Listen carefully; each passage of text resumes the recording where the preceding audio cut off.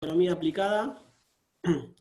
Mi nombre es Pablo Lapún, yo trabajo en el instituto hace 4 o 5 años, ya no recuerdo muy bien.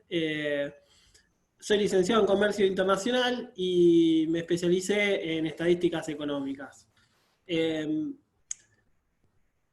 Mi idea del curso, o la idea del curso en estas 8 clases, de estos 4 módulos, se distribuye de la siguiente forma. Hoy y la próxima clase vamos a ver el módulo 1, que tiene que ver con introducción a la macroeconomía y comprender las principales variables que se estudian en esta disciplina, ¿no?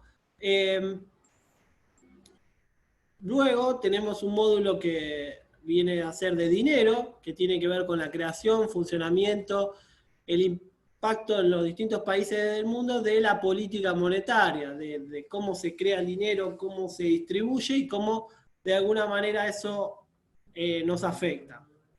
El módulo 3 tiene que ver con lo que es tipo de cambio, que va a ser, y también política comercial, que tiene un poco que ver con cómo se define el precio de las monedas en términos fundamentales, básicamente, y también un poco cómo los países organizan su comercio exterior, ya sea liberándolo o poniendo trabas de distinta índole, como actualmente está muy en boga esto de parte de Estados Unidos sobre todo, ¿no?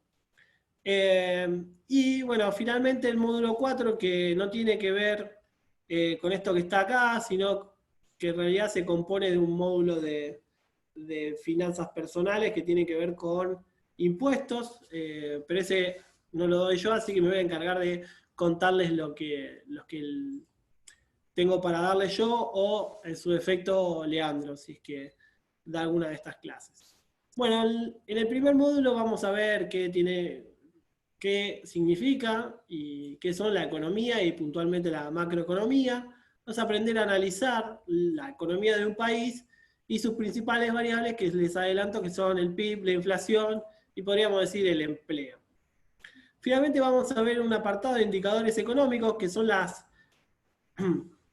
cuestiones que aparecen en el calendario económico y que inciden con su publicación en la bolsa de comercio, en la bolsa de valores. Cada vez que un nuevo dato económico surge, produce un impacto, ¿no? Y vamos a ver cuál es el efecto de estos indicadores económicos en lo que vendría a ser las finanzas. En cuanto al módulo de dinero, vamos a ver un poco de cómo llegamos hasta la creación del dinero y el funcionamiento del sistema actual, cómo se crea dinero, cómo se ofrece y cómo se demanda, la política monetaria, es decir, qué pueden hacer los países para modificar la cantidad de dinero en la economía, quién es el Banco Central, cuál es su rol, y algunas teorías que tienen que ver con, teorías monetarias que tienen que ver con justamente cómo deberían hacer los países para intervenir en el mercado de dinero.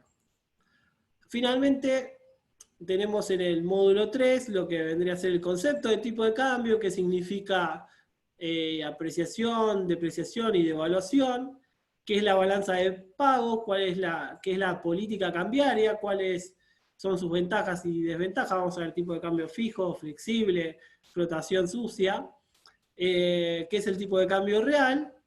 Y bueno, vamos a ver algunas cuestiones más, digamos, algunos indicadores como el índice Big Mac, y vamos a ver los antecedentes de los regímenes de tipo de cambio, cómo fue evolucionando la historia, un breve apartado para de alguna manera contextualizar y para que sepamos cómo llegamos a tener un dólar tan predominante hoy y cómo se logró la formación del euro. Dicho esto, paso a contarles de qué se trata la clase de hoy. La clase de hoy es de macroeconomía. Déjenme revisar si hay algunas dudas con respecto a esto. No veo que se están presentando para dar la asistencia en la clase.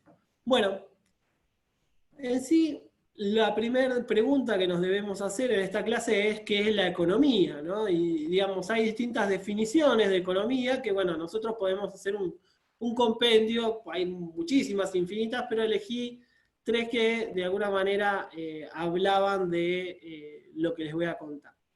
Bueno, para algunos es una ciencia social que estudia los procesos de extracción, producción, intercambio, distribución y consumo de bienes y servicios. O sea, no, vendría a ser una disciplina, una ciencia social, no es exacta porque trata con humanos, o sea, digamos, el objeto de estudio son las relaciones humanas, entonces, por eso es una ciencia social, y también, digamos, envuelve muchas aristas que tienen que ver como cómo se organizan estas sociedades para producir sus medios de subsistencia, cómo se pueden distribuir entre sus miembros y cómo volver a generarlos, ¿no? Entonces, de alguna manera esto es una mirada más abarcativa de la economía, que podemos ver desde lo que es la economía doméstica, familiar, de un sector, lo que puede ser cuestiones de distribución del ingreso, etcétera. Digamos, al analizarlo como una ciencia social, lo que analizamos es no solamente el punto de vista más estrictamente contable, sino que le agregamos cuestiones de política, de sociedad, cuestiones que tienen que ver con otras ciencias sociales, pero que obviamente se entremezclan y tienen y hacen y constituyen también la economía, ¿no? También hay una definición un poco más directa y más laxa, que quizás es la que conocen la mayoría de ustedes, que es que la economía es la disciplina que estudia cómo los seres humanos satisfacen necesidades y deseos ilimitados utilizando recursos escasos. A esto apela a que hay un bien escaso y por eso, digamos, y las necesidades y deseos no se terminan, entonces por eso entramos en conflicto, porque si las necesidades fueran limitadas o los recursos fueran excesivos, no habría problema en satisfacerlo y no habría, la sociedad no debería preguntarse cómo llegar a cubrir esas necesidades. Pero bueno, esta última definición no es una que, si bien es la más popular, la más conocida, me parece a mí que queda un poco incompleta porque le quita un poco de la arista social, ¿no? Que en definitiva la economía, ustedes van a ver, no solo a lo largo del curso, sino lo van a ver en su experiencia, no tiene que ver con lo que el deber ser, ¿no? Digamos, con qué es lo que económicamente es más eficiente o lo que económicamente le conviene a un país hacer. También ese país y el mundo enfrentan situaciones como la que estamos viviendo hoy.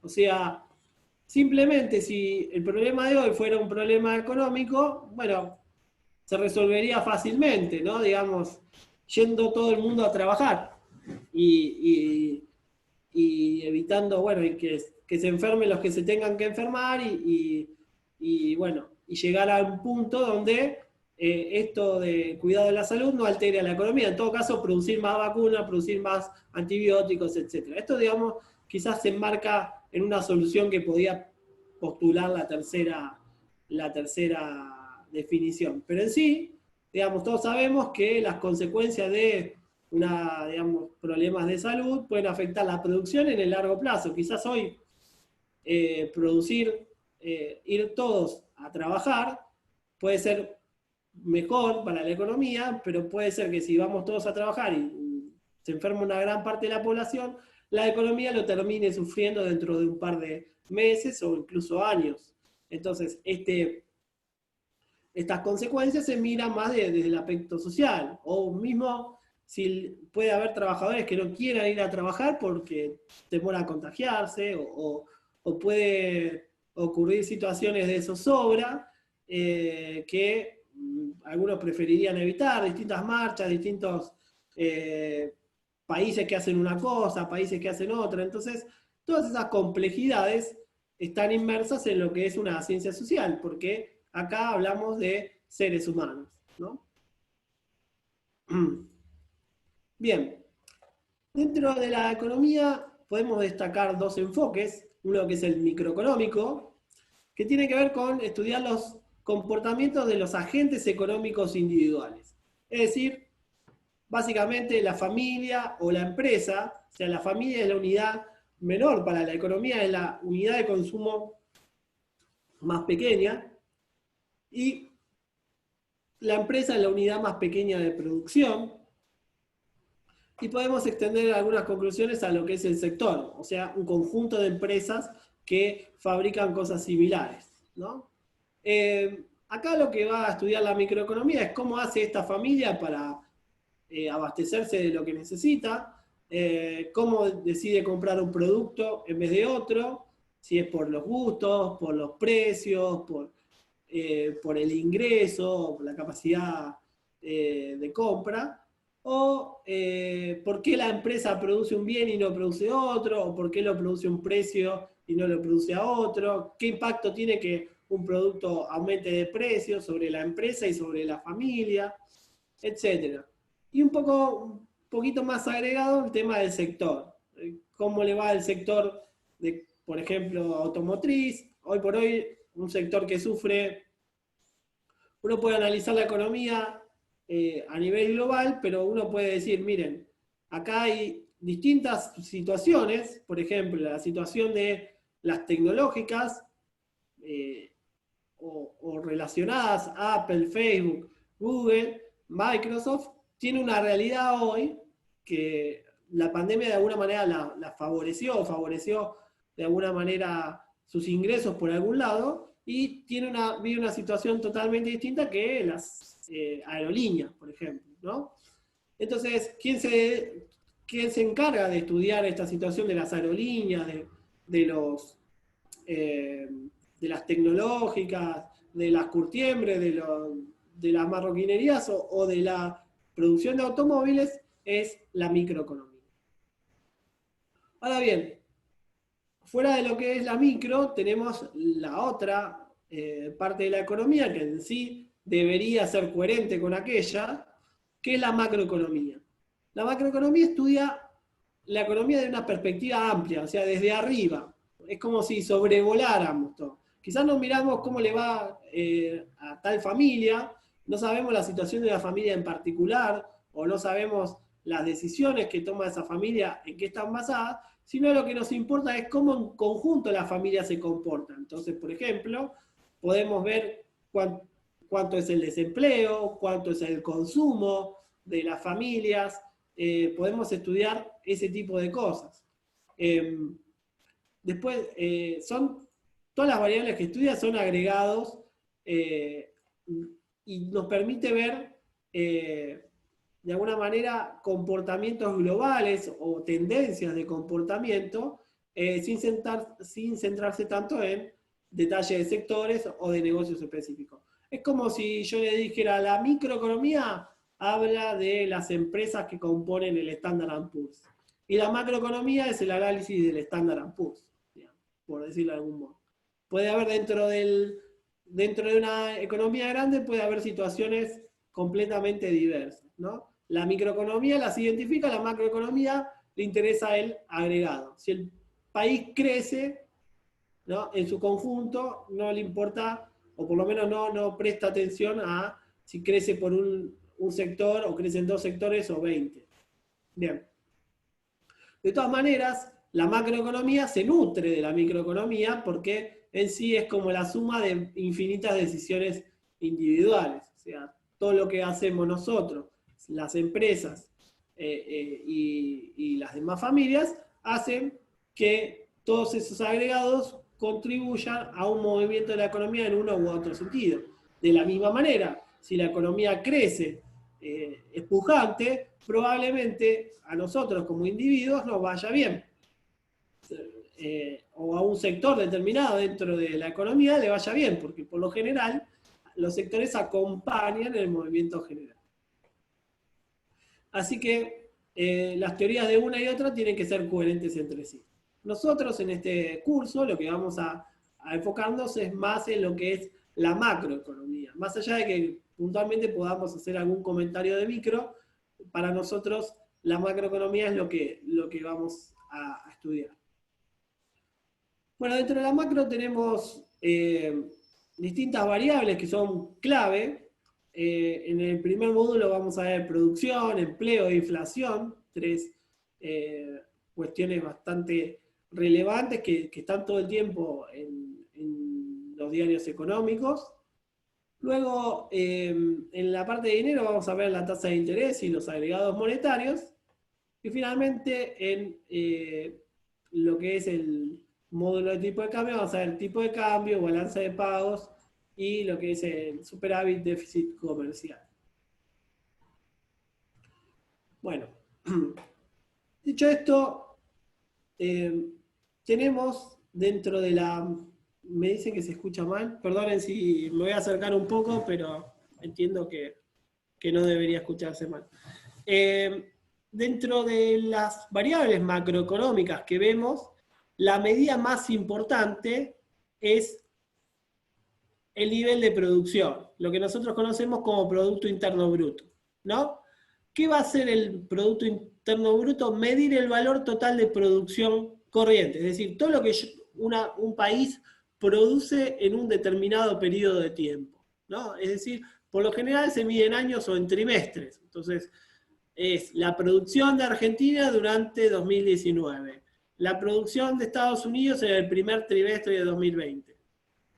Ese tipo de cosas mide el nivel general de producción. Y se habla de producción corriente porque no implica reventa de productos existentes, sino que es producción de nueva, digamos. Si yo tengo un producto que fabriqué el año pasado y lo vendo hoy, no pertenece a la producción del día de hoy, sino que pertenece a la producción del año pasado.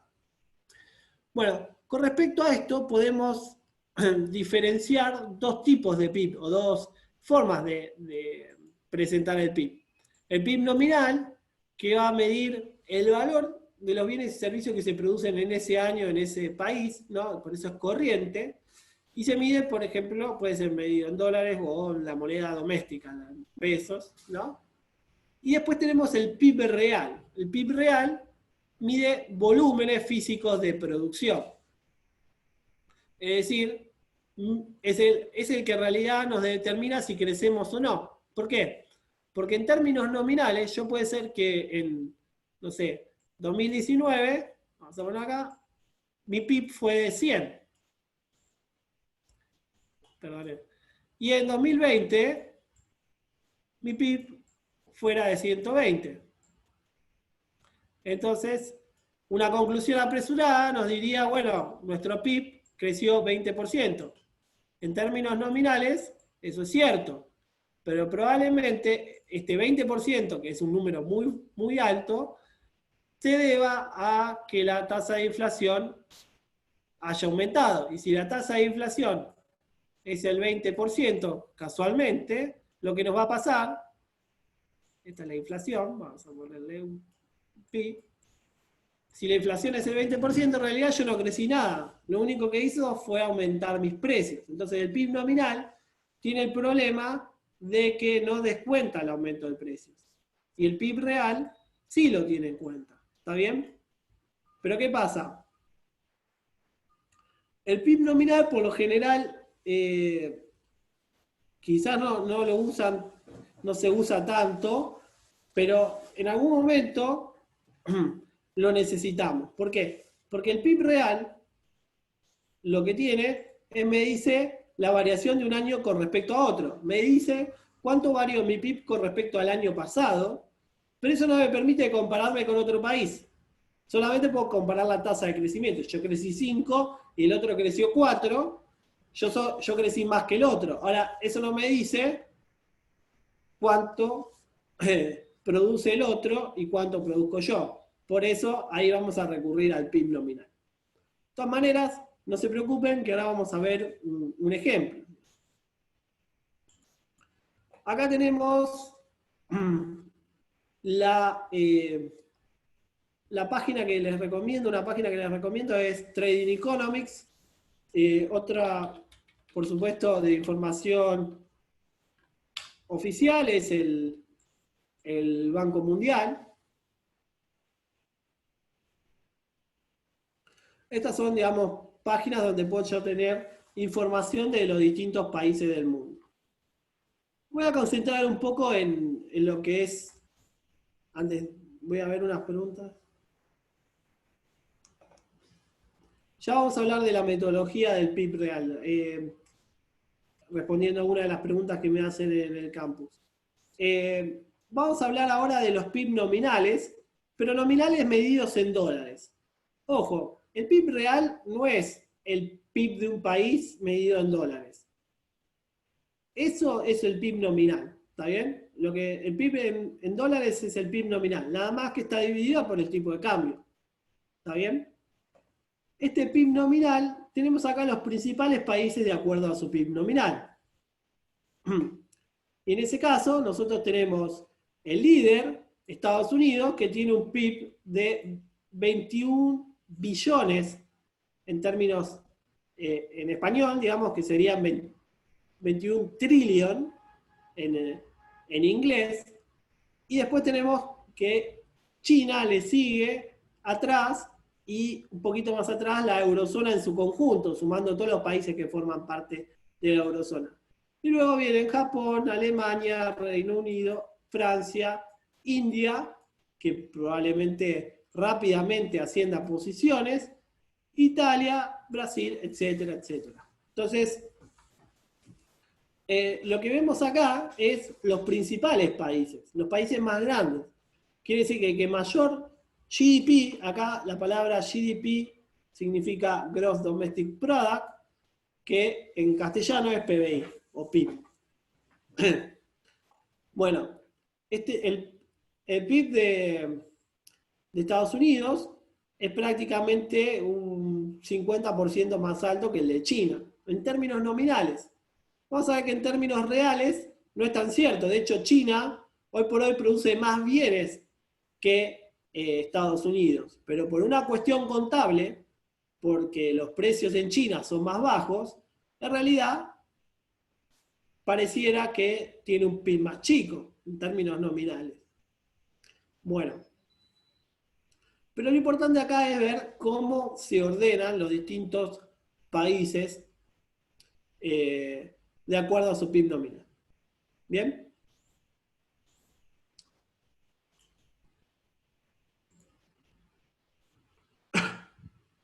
Bien. Ahora, hay otra cosa que acá no nos dice, el PIB nominal no nos dice o no nos habla, por ejemplo, de población. Porque claramente China tiene un PIB muy alto, pero en comparación con su población, quizás no es tan alto, ¿no?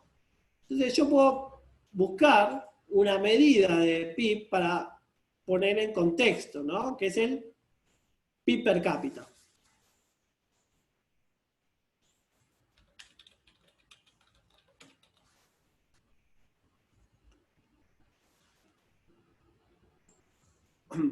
Lo vamos a poner en precios actuales, después les explico lo que es PPA.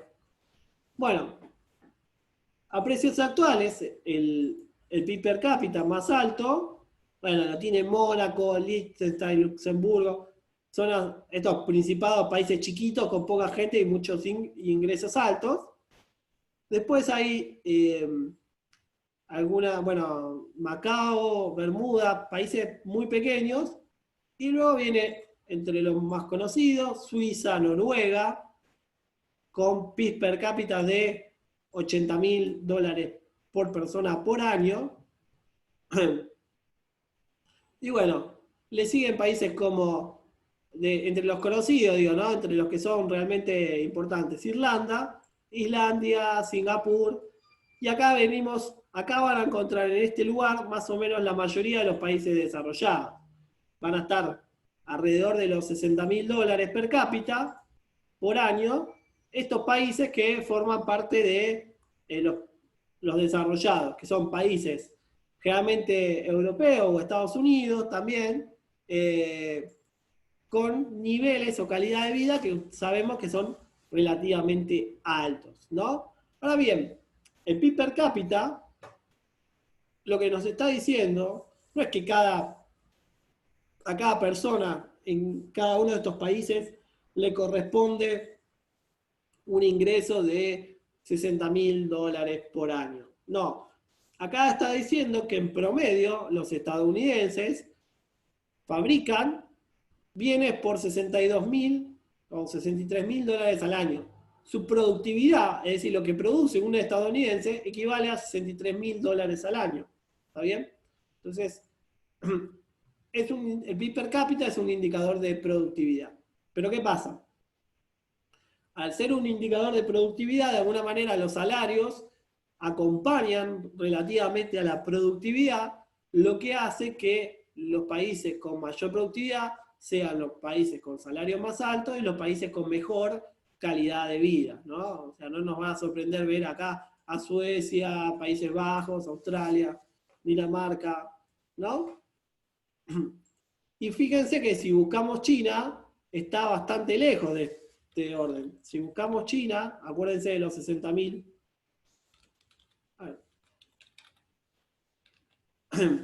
Acuérdense de los $60.000, fíjense que en el caso de China estamos hablando de $10.000 per cápita, ¿no? Y si buscamos Argentina, para tener una idea, Argentina está en los casi 12.000, $11.000 per cápita, en términos nominales, pero esto es 2018, así que esto puede estar viejo porque 2019, como todos saben, fue un año malo. Pero digo, está por debajo de Croacia, de Polonia. Probablemente si Argentina le va bien en los próximos años los pueda asimilar, digamos, un PIB per cápita similar a estos dos países, pero digo, básicamente está, incluso está por encima de Rusia, digamos, ¿no? En términos de PIB per cápita, Argentina. A ver, tengo...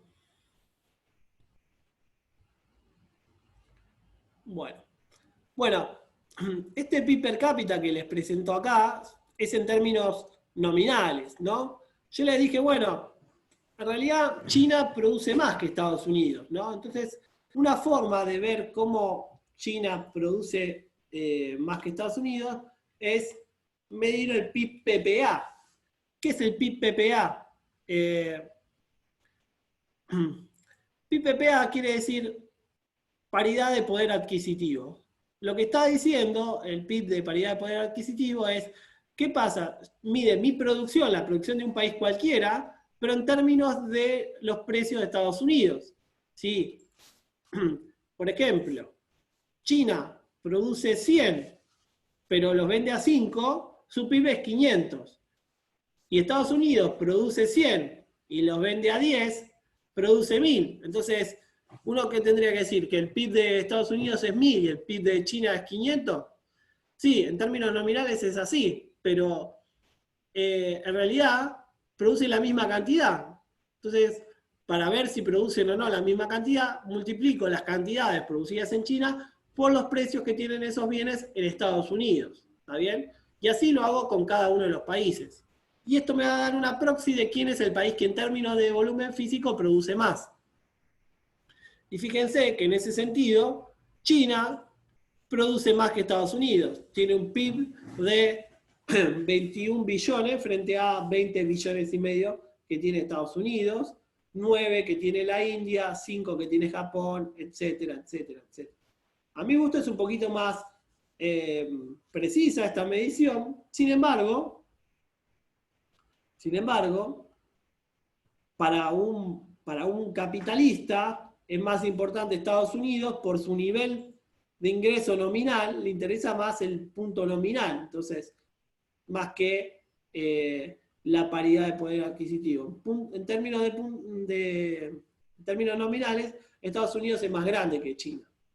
O sea, hay más dólares, o sea, producen más dólares que China, eso es indiscutible. La diferencia está en que China produce más barato, quizás produce más productos, pero más baratos. Y si ahí a esto le agregamos el PIB per cápita, lo calculamos por PIB per cápita PPA, es decir, dividimos el PIB PPA por la cantidad de personas. Esperen que lo puse mal.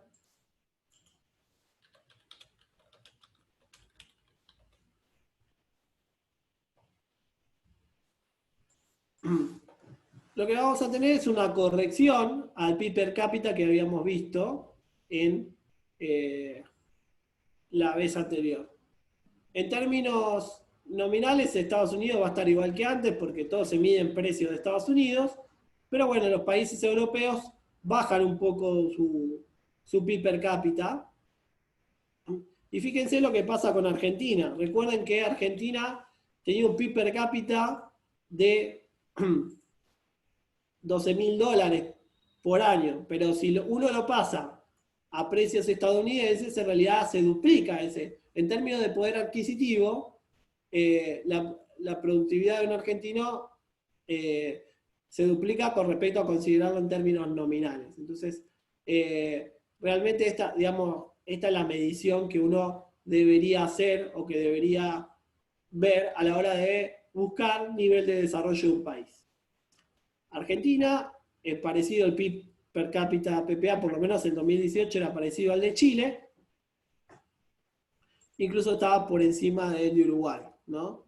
Quizás en Uruguay el PIB per cápita nominal es más alto, pero como los precios son más caros, como es más caro el costo de vida, entonces el PIB per cápita PPA lo corrige.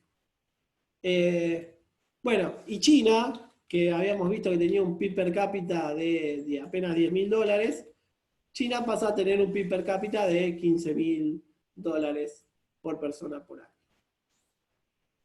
Bueno, voy a responder unas preguntas ya que veo que se acumularon algunas. Bien.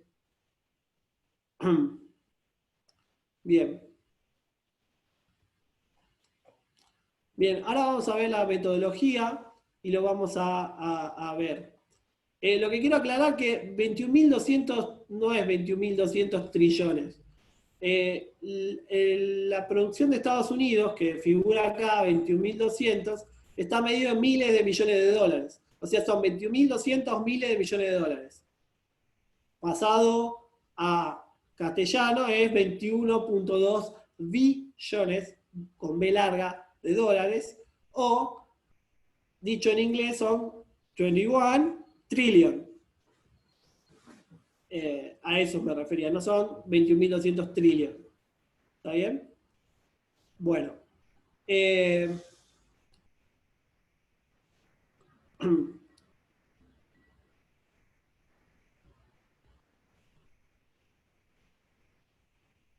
Bien.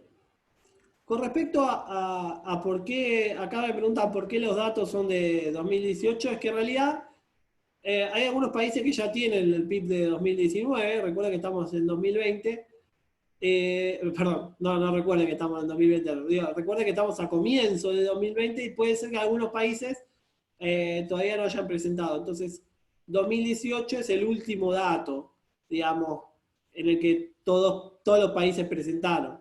Aparte hace una compilación, tanto Naciones Unidas como el Banco Mundial hace una compilación y bueno, tiene cierto retraso. Por ejemplo, si vamos a suponer que un país africano no presentó, bueno, eso de alguna manera podría atrasar la publicación de todo. Por lo general se trata que la mayor cantidad de países esté relevado, pero acá ven, por ejemplo, Islas Caimán presentó su último PIB de 2017, no presentó el de 2018 como para que esto fuera actualizado. Pero sí, en 2019 ya va a haber datos, ya tienen que estar los datos. Bien. Cada cuando se actualiza, y bueno, se actualiza todos los años. Yo acá en el de banco, no sé en qué fecha se actualiza puntualmente, pero probablemente todos los años. Bueno, seguramente todos los años de un determinado día, no lo sé. Lo que... Bueno, una cosa más que les iba a decir, a ver, otra pregunta. Bueno, por ejemplo, este Banco Mundial está en 2018, pero acá en Trading Economics ya tenemos el dato de 2019. Pero lo que hace mal esta página es no mostrarnos a la izquierda o en algún punto cuándo es la última medición. Pero este de Estados Unidos ya está actualizado. El 2019 y el de China asumo que también. ¿Ven? El de China, acá 2019, miren, hasta tiene una proyección de 2020. Y acá está el de China en 2019 proyectado a 2020.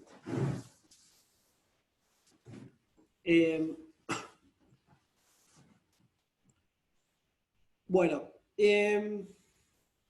ahora bien, yo justamente tengo, en base al PIB per cápita, puedo ver qué países tienen un mejor nivel de ingreso.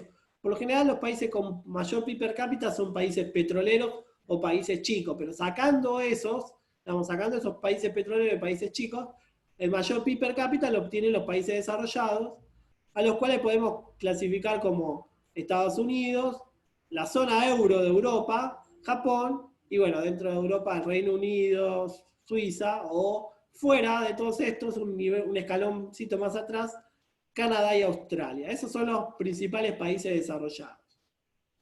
Y en los países en desarrollo, entre paréntesis, están puestas sus monedas, ¿no? Tenemos a China, sobresaliendo de todos estos. China no es un país desarrollado, es un país emergente. ¿Por qué es emergente? Es una potencia, es muy grande, es uno de los países más grandes del mundo. De hecho, estos 4 países que están acá están entre los 10, 12 países más grandes del mundo. O sea, pero ¿qué pasa? Su nivel de desarrollo es menor, digamos.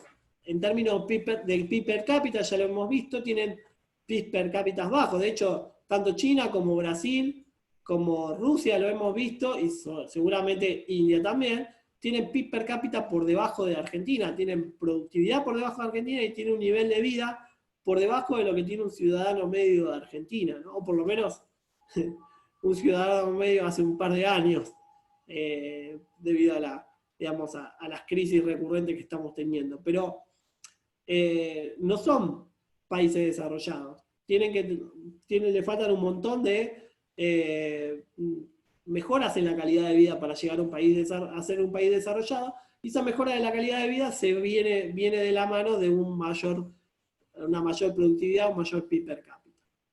Estos países, que son Brasil, Rusia, India y China, en un momento se los denominó BRICS, como ladrillo en inglés. Una denominación que le puso un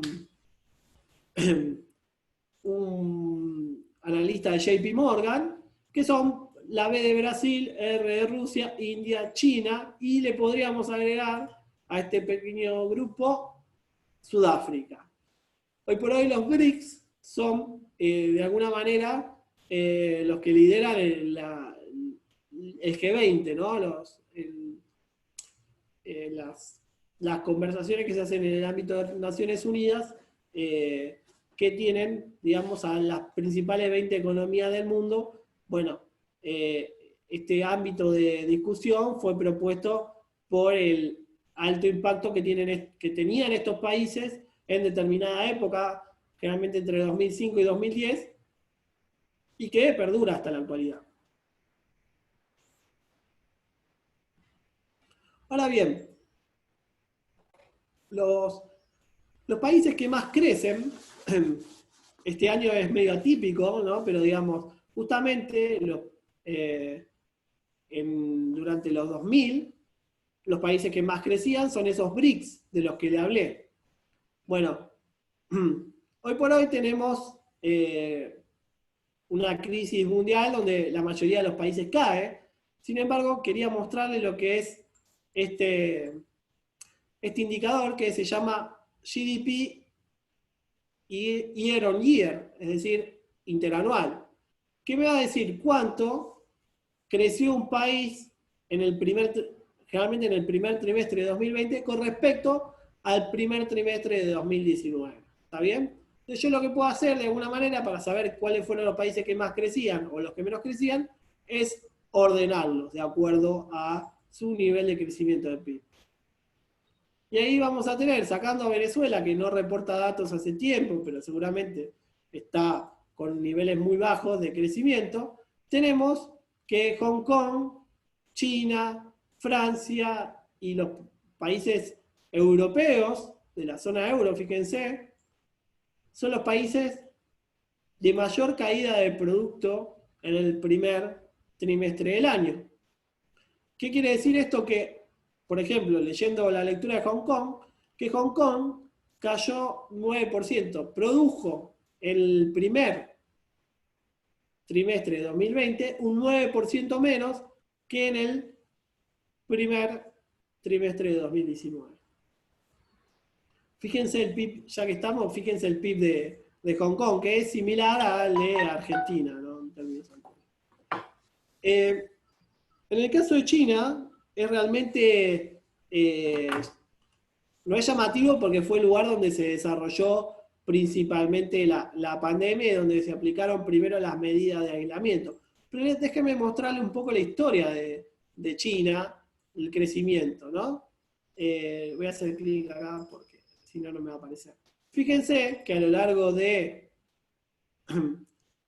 los últimos 25 años, incluso podríamos decir desde los 30 años prácticamente, creció por encima del 6% y en algunos momentos creció al 15% anual, cerca 15% anual. Incluso tras la crisis de 2008-2009, su crecimiento no dejó de crecer, sino que creció menos. En vez de crecer al 15, creció al 6, y rápidamente se recuperó creciendo al 12-13%, ¿no? A lo largo de los últimos años hemos estado viendo como que esta tasa de crecimiento fue decayendo. O sea, es imposible mantener un nivel de crecimiento tan alto.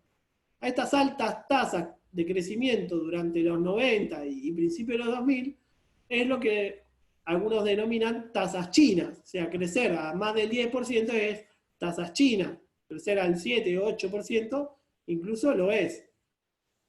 Para los países menos desarrollados, el crecimiento es más abrupto. Tienen tasas de variación promedio anual más altas. Bueno, China ya estaba siendo un problema para el mundo porque venía bajando su nivel de crecimiento, que sin ser del todo bajo, iba ajustándose en torno al 6% anual.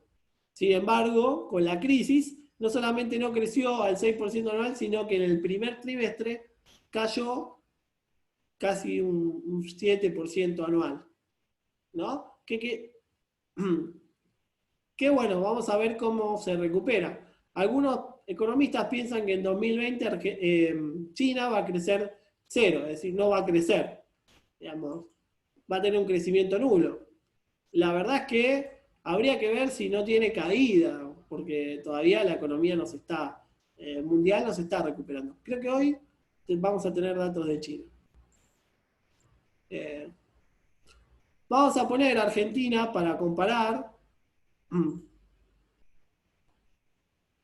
Vamos a tener...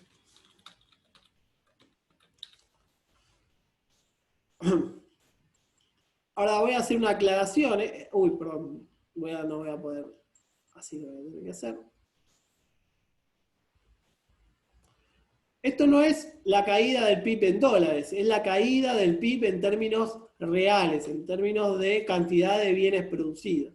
Y fíjense que lo de Argentina es más bien un acordeón, ¿no? Va y viene, va y viene. Si uno ve, hubo épocas de crecimiento fuerte, digamos, durante mediados de los 90, o a principios de los 2000, o incluso después entre 2010 y 2012, pero seguido por fuertes caídas de 15%. Es algo que es muy poco habitual que un país caiga 15% interanual, 10% interanual. Bueno, ahora en época de pandemia lo vemos más seguido, pero bueno, fíjense que en los últimos años se mantuvo entre menos 5 y más 5. Un año crecía, un año que crece, un año que decrece, un año que crece, y así sucesivamente. Desde 2012 viene teniendo el PIB argentino este comportamiento, ¿no? Y bueno, ya sabemos todos que 2019 fue un año de crecimiento bastante, o sea, de crecimiento, y 2020 apunta a caer más. Incluso saldríamos de digamos, esta lateralización, podríamos decirle, para caer más profundamente. No sé, probablemente algunos estudios que ya quedan viejos dicen el 7, probablemente caiga el 8 o el 9%. La verdad que es una situación dramática para el PIB de Argentina. Bueno, esta es la situación de Argentina. O en términos de, lo podemos poner el PIB nominal directamente para ver cómo evoluciona el PIB de Argentina. Esto ya no es tasa de variación, sino es el PIB nominal, en dólar, medido en dólares. Y esto está hasta, déjenme ver justo el año, hasta 2019 y 2020. No sé muy bien cómo hicieron en 2019, si lo estimaron, porque el dato oficial está a medias, digamos. Fíjense, durante los 90, Argentina promedió prácticamente 300 mil millones de dólares. Después de la crisis de 2001, pasó a 100 mil millones de dólares y tuvo un crecimiento muy fuerte hasta 2015 inclusive, que llegó a tener un PIB de 643 mil millones de dólares. Hoy por hoy, el PIB de Argentina está apenas por encima de los 400 mil millones de dólares. Muy, digamos, una caída muy fuerte. Y todo en esto mucho tiene que ver no solamente la caída en términos reales, es decir, de caída de los niveles de producción, sino que también en términos nominales, es decir, los precios de los bienes producidos en Argentina cayeron en dólares. O sea, no es que cayeron los precios, sino que en dólares todo lo producido por Argentina cada vez vale menos porque el tipo de cambio subió. Yo creo que esta estimación se queda un poco larga. Probablemente el PIB de Argentina ronde los 400 mil millones de dólares este año. Encima, es muy poco común que los PIBs caigan. Si yo puedo mirar los PIBs de los distintos países, vamos a ver que en realidad no son de caer en términos de dólares. Por ejemplo, acá tenemos el Estados Unidos. No me deja. A ver si pongo. En términos nominales, salvo por la excepción de este año y algunas crisis, no es común que el PIB caiga. Pasó ahí. Después podemos ver Brasil, que Brasil también va a caer, cayó su PIB. Podemos ver cómo cae, que es uno de los países también que es raro. Bueno, todos sabemos lo que pasó en Brasil, ¿no? Digo, no es raro que le pase a Brasil, pero es raro el comportamiento para cualquier país. Pero si no, si vamos a mirar la eurozona en su conjunto, a pesar de las distintas crisis que vive, en términos nominales, no hay tantas caídas, más bien hay un serrucho acá, podemos decir idas y vueltas, pero la tendencia general suele ser al alza nominal, ¿no? Bueno, dicho sea de paso, ahora que estamos con el PIB de la zona euro, fíjense esto, digamos, desde la crisis de 2008-2009, que Europa está estancada en términos de dólares, o sea, porque este es el PIB medido en dólares, tiene 14 billones de dólares de PIB, y prácticamente lo mantuvo desde 2009, o sea, 2008-2009, se mantiene incluso entre 12 y 14 billones, o sea, no logra superar esa barrera, lo que habla muy mal de Europa. Y en términos de crecimiento, fíjense que también tiene un serrucho, vamos a poner los últimos 10 años,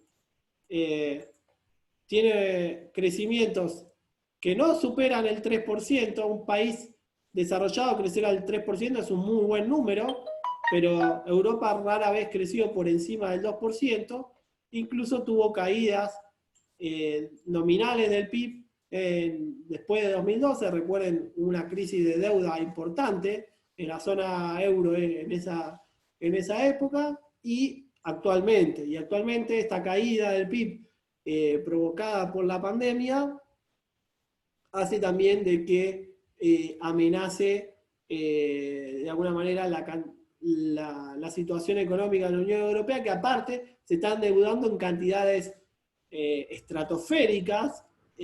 Todos estos planes de apoyo es deuda y emisión de parte de los países y el Banco Central Europeo, con lo cual Europa se está endeudando fuertemente y no es nada alocado pensar que en los próximos años, aún ya recuperada la pandemia, tenga problemas para afrontar sus compromisos, sobre todo países como Italia, ¿no? Que es el más comprometido de todos.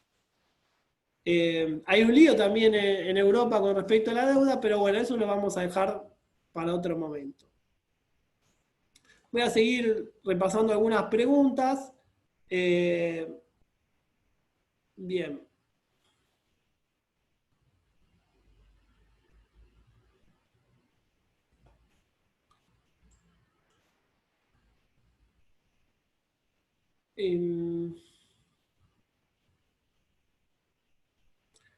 Bien, alguien me pregunta cómo se calcula el PIB-PPA. En realidad el PIB-PPA no es dividir el PIB dividido la cantidad de población. Eso es el PIB per cápita. Pero uno le puede agregar la parte PPA, que PPA es pasar los precios de un país a los precios de Estados Unidos, para hacerlos comparables.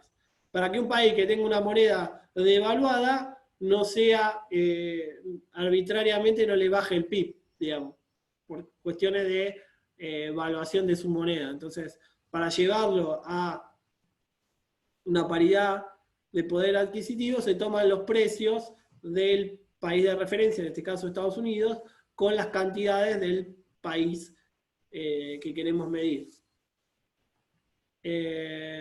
Después, bueno,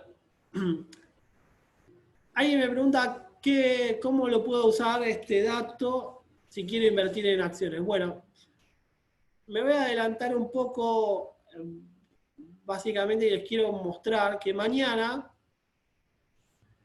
va a salir, casualmente mañana sale el PIB trimestral de Estados Unidos, que nos va a decir cuánto cayó Estados Unidos en el primer trimestre. Esta es la revisión, a ver si es la primera en realidad.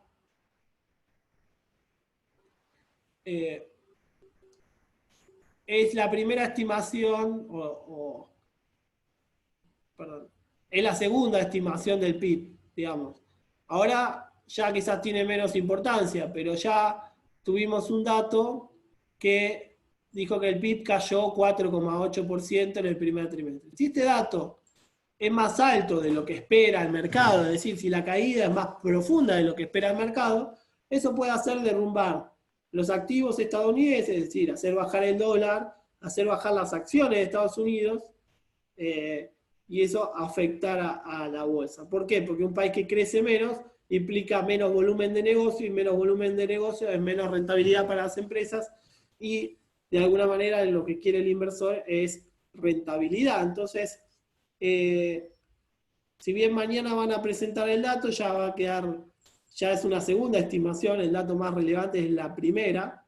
Sin embargo, si vemos un número muy distinto a este 4,8 y peor que este número, puede hacer movimientos bursátiles. Por lo general el PIB es un poco, uno de alguna manera se adelanta, el mercado se adelanta al dato del PIB porque tiene otros condimentos anteriores, algunos datos que nos permiten adelantar el PIB que vamos a ver a continuación. Después, ¿qué más?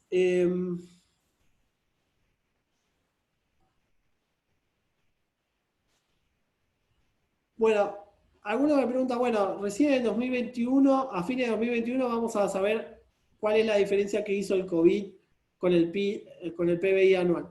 Bueno, en realidad se va a saber antes, porque depende de la frecuencia con que publiquen los países, pero por lo general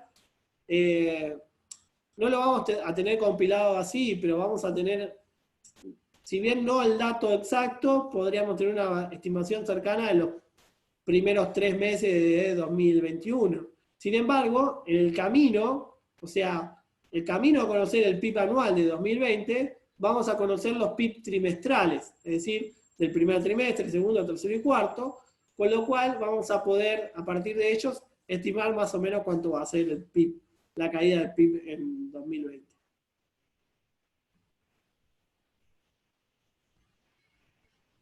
Claro, el PIB mundial más o menos crece cerca del 3% y sí, hasta ahora. Este año va a ser distinto. Eh, no, lo que uno, en la cuestión vinculada a la bolsa, lo que le importa, si alguno me dice, ¿cuál de estos PIB miro para seguir el mercado? En realidad, lo que uno debería ver es la tasa de crecimiento del PIB real, que es lo que figura acá en, en términos de, a ver, lo voy a poner acá, en términos de GDP year on year. Esto es el número que más frecuente que vamos a tener de PIB y el que nos va a dar la pauta si un país está creciendo.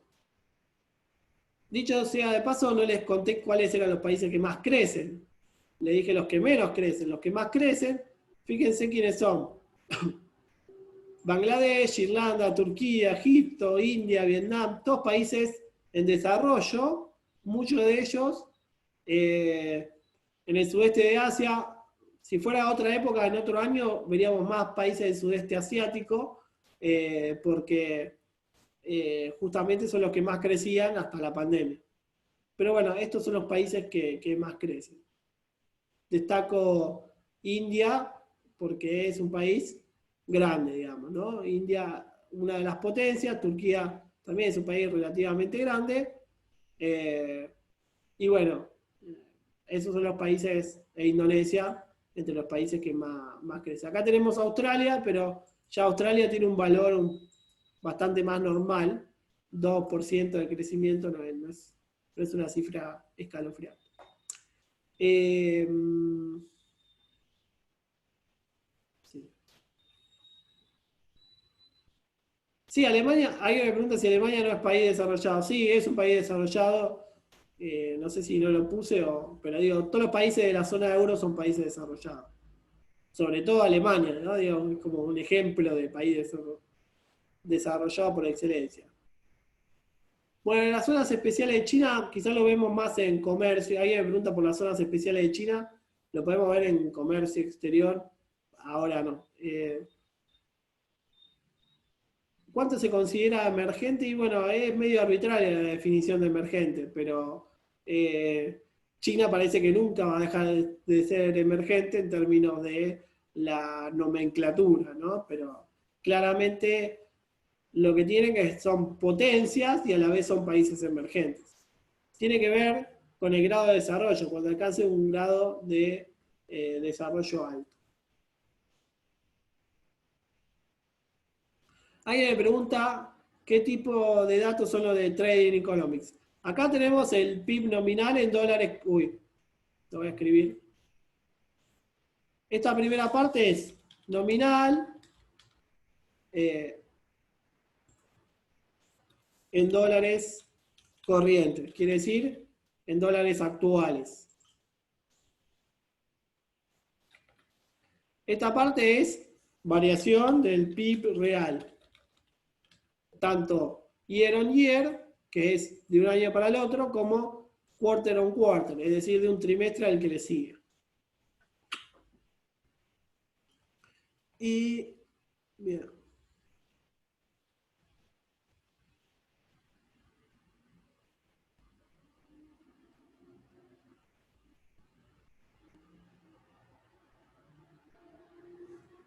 Alguien me pregunta si el tipo de cambio, cuando está retrasado el tipo de cambio, sube el PIB.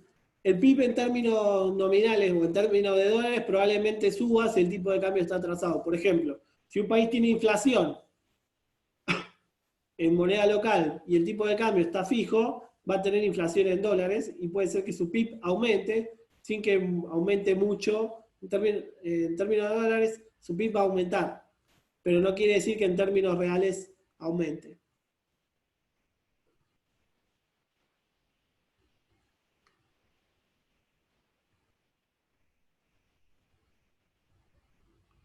Wow, tengo millones de preguntas. La verdad que me encanta porque me encanta el interés porque hay, digo, me gusta porque hay un montón de preguntas. Alguien me pregunta sobre el PIB mundial, sí, lo podemos ver, el PIB mundial, uy, perdón, está acá, el PIB a precios actuales, acá tenemos el PIB del mundo, de hecho, una de las cosas que le iba a mostrar es el crecimiento del PIB del mundo. Fíjense que era apenas hoy el PIB mundial ronda los 80 billones de dólares, a ver, o 90, a ver que estoy mirando, no, casi 90 billones de dólares son, acá está, fíjense, 85,9 billions, ¿está bien? O billón acá dice, pero en realidad, perdón, no billion, acá está bien escrito, 85,9 billones, ¿está bien? Y en los años 60 era de 1,37 billones. Entonces, fíjense el PIB mundial, como crece, sobre todo creció muy fuerte en los 90 y en los años 2000, pasando en los años 2000. Ahora bien, ¿qué factores inciden o hicieron que el mundo creciera tan vertiginosamente? Digamos, siempre se crece de esta manera, ¿no? Es como los casos del coronavirus que vemos ahora en expansión. Es una forma exponencial, ¿no? Pero los países crecen de esta manera. ¿Por qué crece así? Uno, en primer lugar, crece la población. Esto aumenta la población. Si hay más población, necesitamos más productos, hay más para producir, producimos más. ¿Está bien? Por otro lado, aumentan los precios, que es esto que se llama inflación, que se simboliza con pi. Aumentan los precios en dólares. Si vemos cuánto valía un auto en 1960 y un auto hoy, vamos a ver que en términos de dólares son más caros. ¿Sabe? Podemos decir tienen otras cosas, pero si quieren podemos comparar un litro de leche, un queso, que son más o menos el mismo producto hace 60 años. Bueno, esos productos aumentan su precio en dólares. Por ejemplo, ni hablar la onza de oro. La onza de oro valía 35 dólares en 1970 y hoy vale 1.700 dólares, ¿no? Y finalmente, y en realidad lo que más nos interesa es, lo vamos a llamar así. Uy.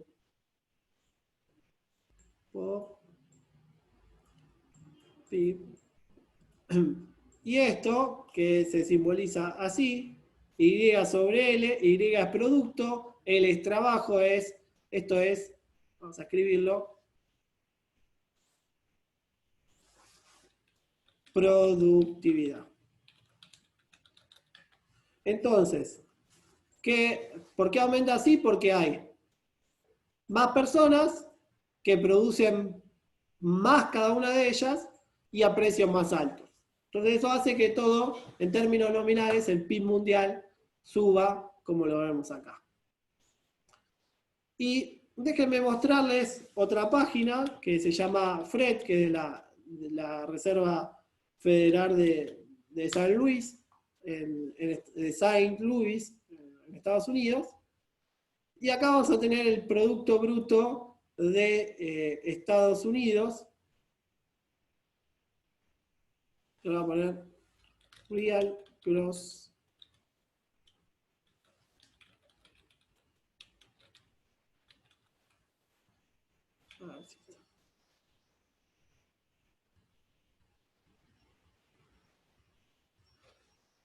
Uy, se me fue un poco. Bueno.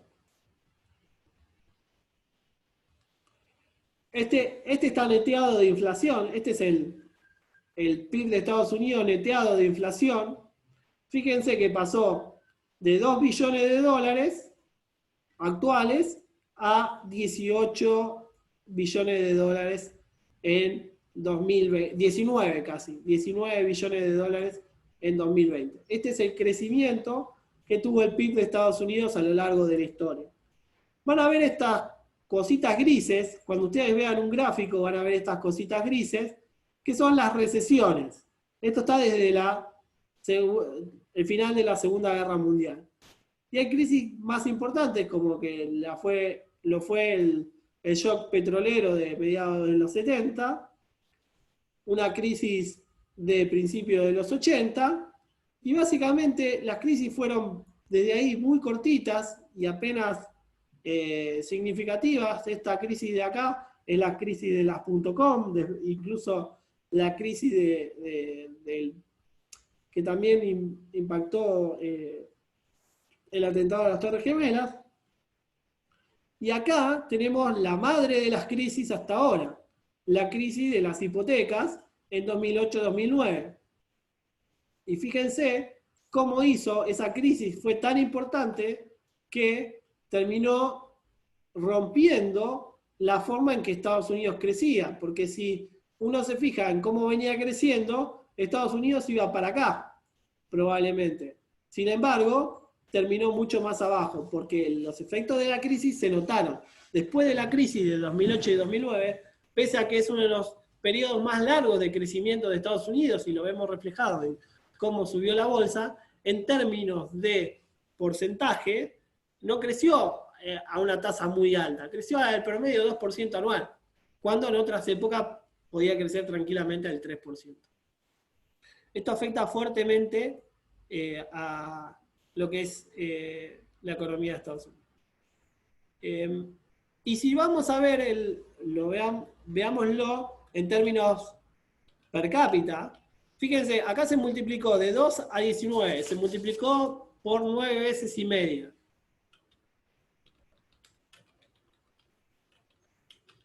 Si lo miramos en términos per cápita, es decir, si le neteamos el efecto de lo que vendría a ser la población, el efecto de la población, podemos ver que el PIB per cápita pasó de 14.000 a 57.600. O sea, no se multiplicó por 10, se multiplicó por 4 veces. ¿Está bien? Quiere decir que la productividad en Estados Unidos se multiplicó por 4. ¿Está bien? Entonces tenemos que neteamos el tema de la inflación y nos queda la productividad, que vendría a ser este aumento. ¿Está bien? El aumento de la productividad fue multiplicado por 4. O sea, un estadounidense promedio hoy produce 4 veces más que lo que producía un estadounidense promedio en los 60, en el 45. ¿Y esto a qué se debe? A las mejoras tecnológicas, básicamente, ¿no? Esos son los factores del crecimiento económico. Bueno, dicho esto, me fui. Bien, ahora vamos a un poco la metodología. Creo que me fui un poco de los temas, pero bueno, está interesante comentar y las preguntas que hicieron. Bueno, ¿cómo se calcula el PIB? ¿No? El PIB se calcula sumando todo lo que produce una economía en un determinado periodo de tiempo. Entonces yo produzco 100 autos, más 100 manzanas, más 200 peras, más 300 pares de media, lo sumo todo y me da mi nivel de producción. Ahora bien, como yo no puedo sumar peras y manzanas, o sea, no puedo sumar autos con ropa o con servicios, lo tengo que llevar a una misma unidad de medida, ¿no? Y esa unidad de medida va a ser pesos, dólares, o sea, la moneda. Y para evitar que se contabilice 2 veces, se utiliza el método del valor agregado o de bienes finales.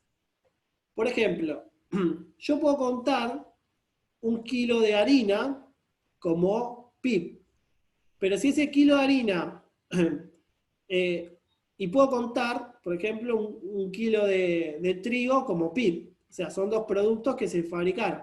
Ahora, si el trigo lo utilicé para fabricar harina, no lo cuento al trigo y después a la harina. Si no, estaría contando dos veces al trigo. Primero lo cuento como trigo y después lo cuento metido dentro de la harina. Entonces, por eso solamente se consideran bienes finales para medir. ¿Está bien? Básicamente, toda transacción en economía va a involucrar a dos partes, a un comprador y a un vendedor, ¿no? Entonces, uno para medir el PIB se puede focalizar o en los compradores, con lo cual sumo el total de gastos, o en los vendedores, y lo que sumo es todos los ingresos. Es decir, todos los gastos deberían ser igual a todos los ingresos. ¿Está bien? Eso haría que esta ecuación se iguale. Entonces de ahí surgen distintas metodologías. El método del gasto, el método del ingreso y el método del valor agregado. Cualquiera de estas metodologías me va a servir para calcular el PIB, ¿no? Todas deberían dar lo mismo, no deberían diferir. ¿Está bien? Entonces voy a explicar de la más compleja a la más fácil, digamos. Quizás esto no importe tanto, digo, voy a dedicarle poco tiempo, después si quieren léalo o pregúntenme por el campus. El método del valor agregado lo que hace es, en vez de sumar el trigo que se convierte en harina, la harina que se convierte en pan y el pan en sí mismo, lo que hace es decir, bueno, el trigo vale 30, la harina vale 50, pero se compone de 30 de trigo, entonces voy a tener 20, que es el valor agregado que produce el molino harinero. Y después la panadería transforma esa harina en pan y lo vende a 100. Si lo vende a 100 y utilizó 50 de insumos, le agregó un valor de 50. Entonces el valor agregado de la panadería es de 50. Entonces yo sumo 30 más 20 más 50 me da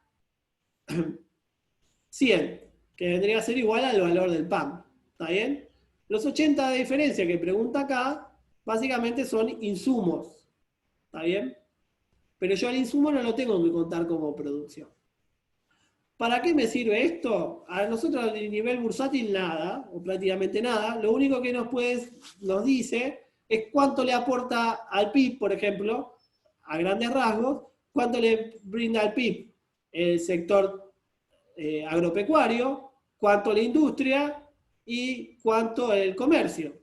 Entonces vamos a tener, de alguna manera podemos clasificar a las distintas actividades económicas, ¿no? Entonces puedo saber un detalle más micro.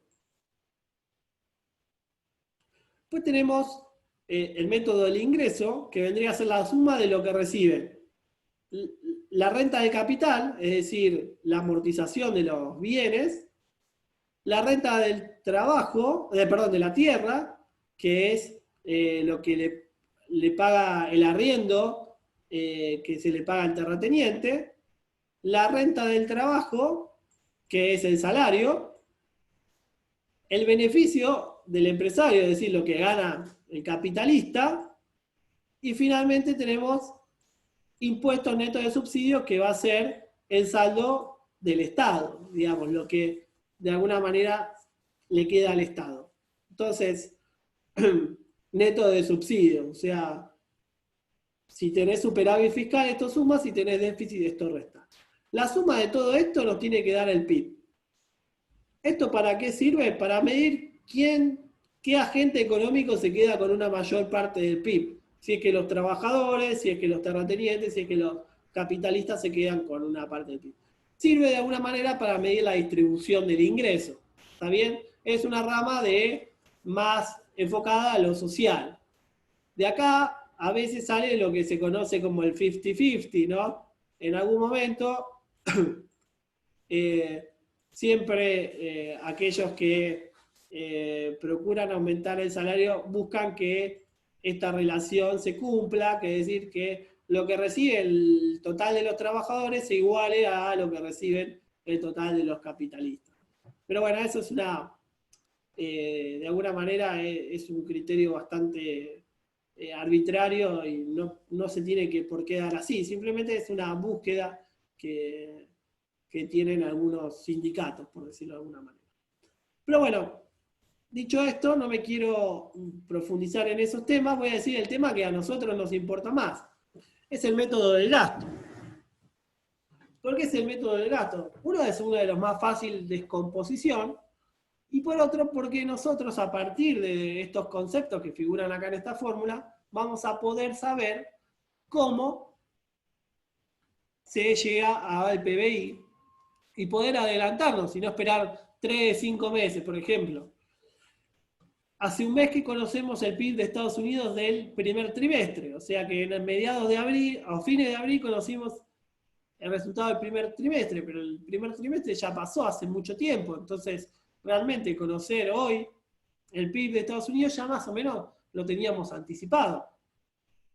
Ya sabemos lo que pasó, ya sabemos que fue un mal trimestre para Estados Unidos, no hace falta un dato que lo compruebe. Entonces yo me puedo adelantar a este dato a través de distintas partes. Primero le voy a explicar cómo funciona el método del gasto. El método del gasto dice que el PIB es la suma del consumo que va a depender de dos cosas: el nivel de ingreso de las familias, ¿no? Y va a depender del nivel de precios, y va a depender de un poco de la propensión a consumir, es decir, cuántas ganas de consumir tenga la familia. Después vamos a tener la inversión de los empresarios, que es todo, digamos, todo gasto que hace el empresario para producir más el día de mañana. ¿Y de qué va a depender la inversión? En parte del nivel de actividad, y por otro lado va a depender también de la tasa de interés. Si al inversor le cuesta mucho el dinero, va a preferir quedarse con el dinero antes que no tomar crédito para construir o refaccionar su fábrica. Ahora, si el dinero es barato, va a tener más incentivos a invertir. Luego tenemos el gasto público, que es las erogaciones que hace el gobierno, el Estado, que lo usa para tanto para consumo, para pagar bienes y servicios, salarios, etcétera, o para pagar infraestructura. En este caso sería inversión pública, pagar obras, no sé, viviendas, puentes, carreteras, etcétera. Finalmente tenemos lo que es el saldo comercial, que es la suma de exportaciones menos importaciones. ¿Por qué? Porque todas estas cosas, el primer tramo, que lo voy a marcar en verde, es todo gasto que realizan, o consumos que realizan las personas que viven en el país. ¿Está bien? Consumo, inversión, gasto. Ahora bien, eso puede ser, pero el PIB no es un consumo, PIB es producción. Entonces, la producción equivale a lo que es el consumo local, menos las exportaciones, es decir, más las exportaciones, porque acá taché, más las exportaciones, es decir, no solamente yo produzco para los que consumen acá, sino que produzco para otros que consumen afuera. Menos las importaciones, es decir, lo que consumen personas que viven en el país, pero vienen de afuera, entonces se restan, porque no todo el consumo local se produce localmente, sino que una parte se importa. Entonces esto explica por qué las exportaciones suman y las importaciones restan. Ahora bien, dicho de ese modo, yo con estos datos puedo reconstruir el PIB. Puedo saber, si yo sé cuánto viene, cómo viene el consumo de las familias, puedo estimar el PIB. O sea, ya conozco esta parte. Tengo un dato de inversión, conozco esta parte, sé el gasto del gobierno más o menos por el presupuesto, y tengo las exportaciones netas que también las tengo informadas habitualmente. Todos estos ítems son informados mensualmente. ¿Está bien? Entonces yo a partir de estos números yo puedo agarrar y construir mi serie de PIB. Resulta ser que esta parte, el 70% del PIB, es consumo. Tanto en Estados Unidos, en Argentina, como en la mayoría de los países, el 70% del PIB es consumo. Entonces, sabiendo yo cuánto consume un país, cuánto aumentó o disminuyó el consumo, puedo estimar el nivel de actividad en gran medida. ¿Está bien? Voy a mostrarles cómo se distribuyen estos componentes en el PIB de Estados Unidos. Fíjense que personal consumption, es decir, el consumo personal, lo llaman, es más del 70% en Estados Unidos. El gasto del gobierno es alrededor del 20%, entonces ya tenemos el 90% del PIB estimado. Y prácticamente un 12-15% es la inversión. Todo esto da más que 100, porque en realidad las exportaciones netas son negativas, es decir, Estados Unidos tiene déficit comercial. Pero bueno, de alguna manera acá podemos reconstruir cómo Estados Unidos tiene distribuido en los distintos componentes del PIB su PIB. Y justamente, conocer el consumo, es decir, conocer las ventas, la evolución de las ventas, es un dato muy importante para saber el nivel del PIB. Voy a responder unas preguntas porque ya quedan 10 minutos y voy a dedicárselo a responder algunas preguntas.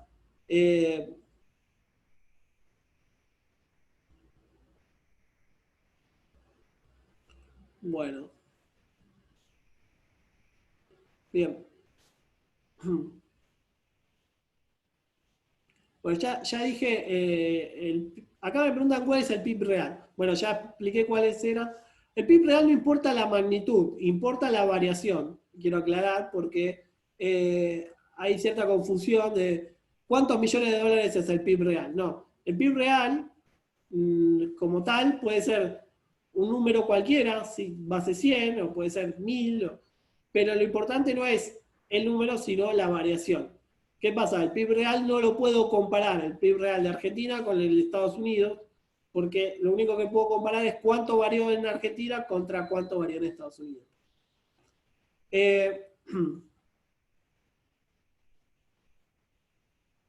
Bien, uno dice, depende del crecimiento poblacional, del crecimiento económico, como la teoría de Malthus. Y en realidad, ni esto es un poquito filosófico, está muy bueno, también muy interesante. Hay determinantes del desarrollo económico, esto es una materia de estudio.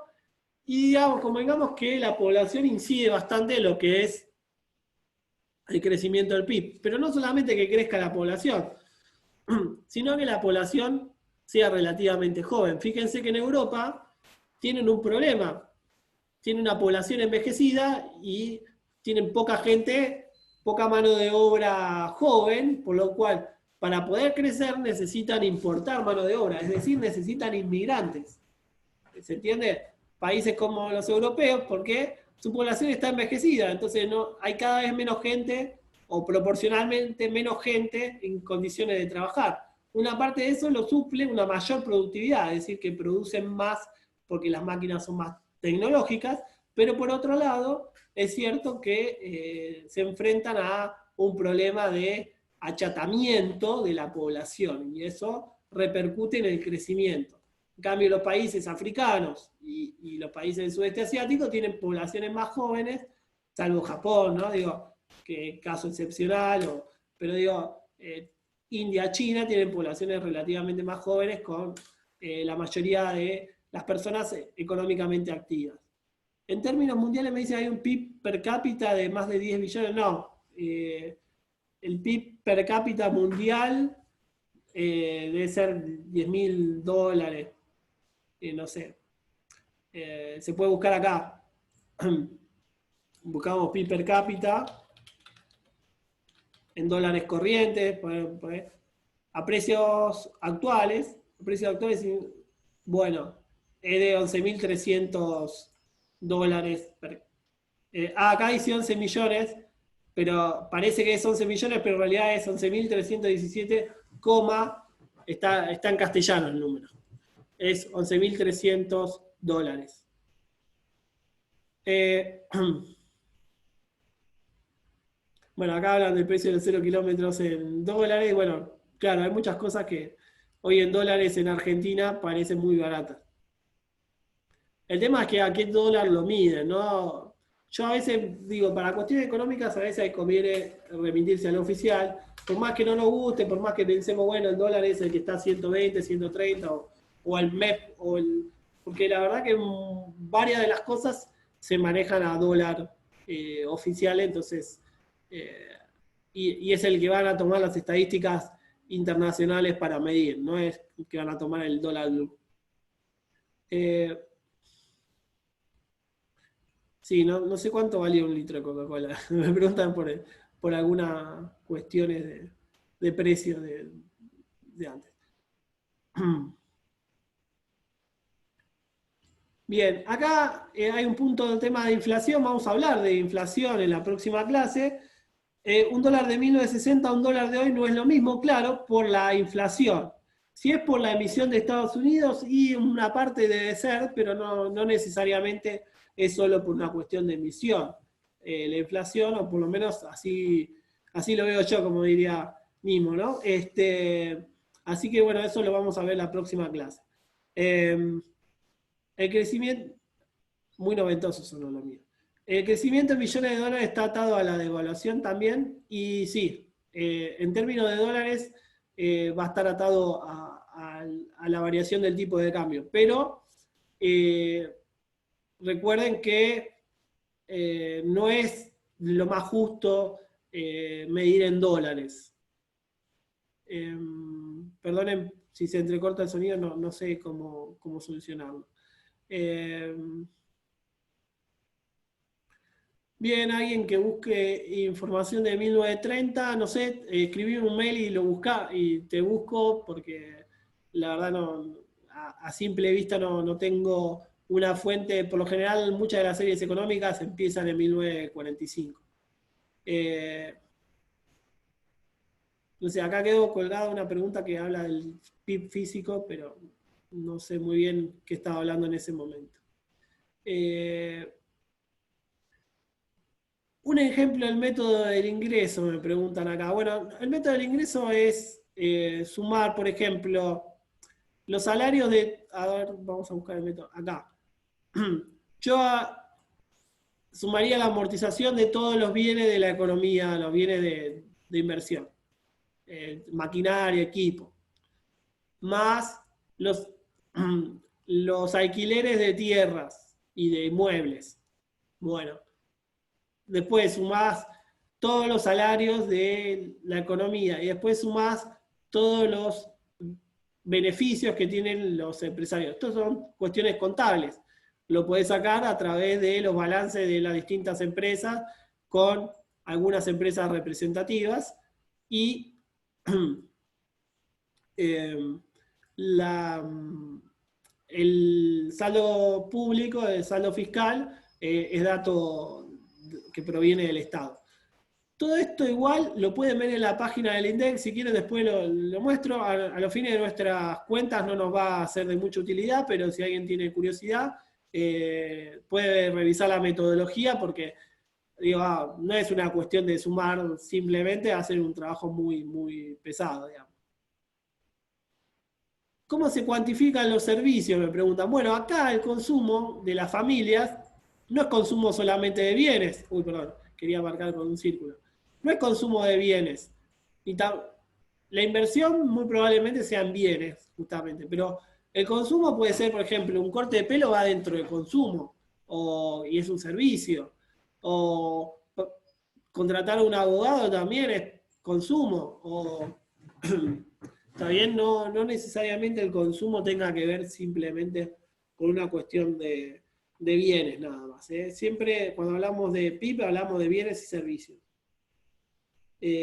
Pero ¿cómo se hace para contabilizarlos? Y bueno, se hacen encuestas, en algunos, digamos, sectores donde hay más información, se relevará la información del sector. Si no, se hacen encuestas, estimaciones, etc.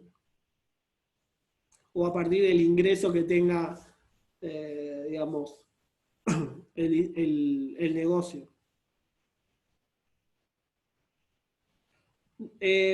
Consumo de las familias en realidad es, acá me preguntan de dónde sacan los datos de consumo, inversión. Bueno, los datos de consumo son un poco los más fáciles de sacar, tienen que ver con básicamente la facturación de los supermercados, de los shopping, de los cines, de los, digamos, en principio de los grandes establecimientos te va a dar una pauta muy muy aproximada. Cada tanto se hace una encuesta de consumo, se hace una encuesta de gasto de los hogares, por ejemplo, que sirve como patrón base para hacer las estimaciones. Después, con algunos, por ejemplo, se hacen en las encuestas permanentes de hogares, se puede ver, por ejemplo, el gasto o el consumo de una familia, pero después lo demás se proyecta a través de la venta de los supermercados, de los shoppings, y se hacen, digamos, un cruce.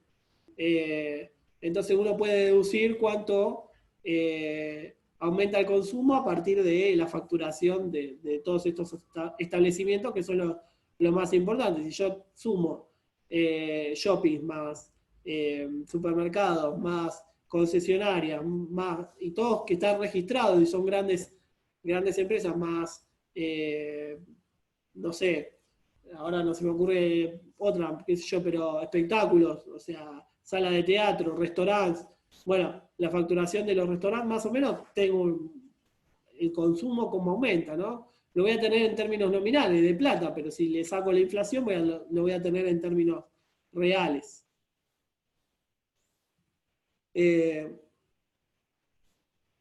La inversión no necesariamente viene de fuente extranjera.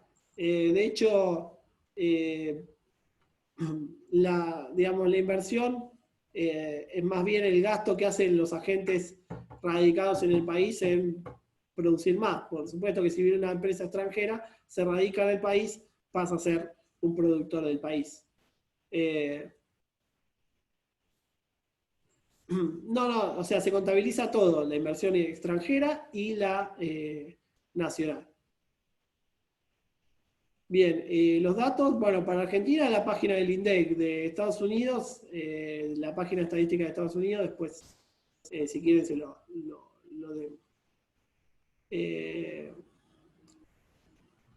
Un ejemplo de cómo sacaría el PIB en Argentina, bueno, ahí lo voy a tener que mandar a leer y lean la página del INDEC. Ahora, les prometo que quizás ahora sería mucho tiempo buscarlo precisamente, pero me tomo el tiempo, lo busco y se los paso, pero es como un documento largo para leer, no es algo que podamos charlar en una clase.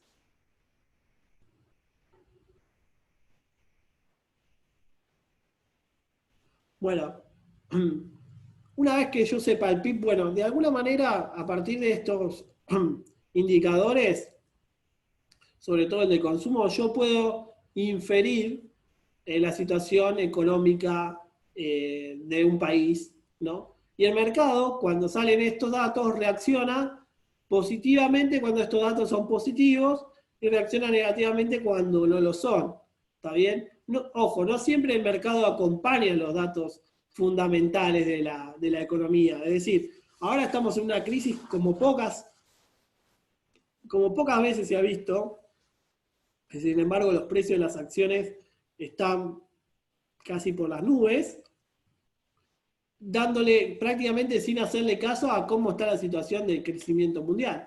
Bueno, eso es una coyuntura, pero en el largo plazo, cuando veamos realmente el efecto del coronavirus sobre el PIB y las distintas señales que nos den estos indicadores, vamos a llegar a un precio más de equilibrio en el mercado. Sí, exportaciones netas es balanza comercial, de alguna manera.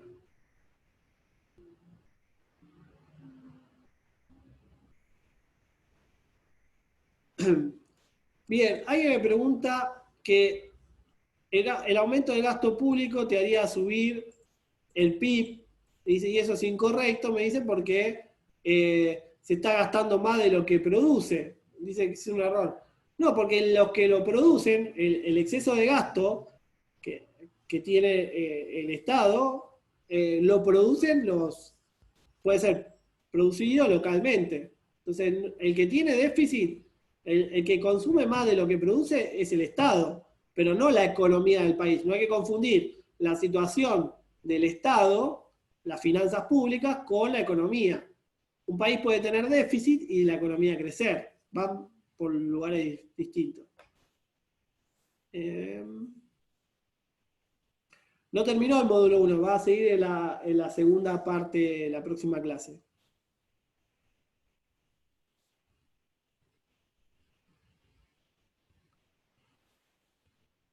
El método del gasto, o sea, todos los métodos que se utilizan deberían arribar a la misma conclusión. Algunos son más fáciles, más complejos, otros menos complejos, pero es una cuestión de metodología que no quiero que se pierdan en eso, ¿no? Digo, lo pueden ver en los documentos metodológicos de cada una de las oficinas de estadística, que son más o menos parecidos en todos.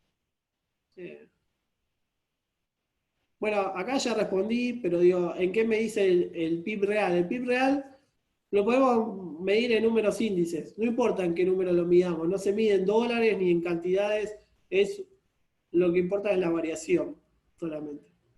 O sea, uno puede decir, el PIB real en el año 2000 fue 100, y a partir de ahí ir contando, si aumentó 5%, el de 2001 va a ser 105. Y si bajó 2%, el 2002 va a ser 103.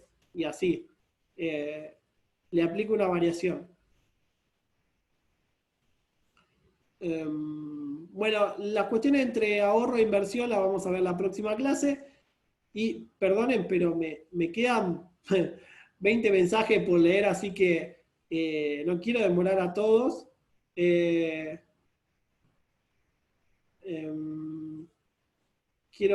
Tengo muchas opiniones y preguntas, pero bueno. Bien, bibliografía hay, bibliografía recomendada, entiendo yo, en el campus, pero les voy a pasar, si no están, les voy a subir más bibliografía y directamente las pongo en el campus. Bueno, me despido, los veo la próxima clase, que vamos a tener muchas cosas para ver. Saludos.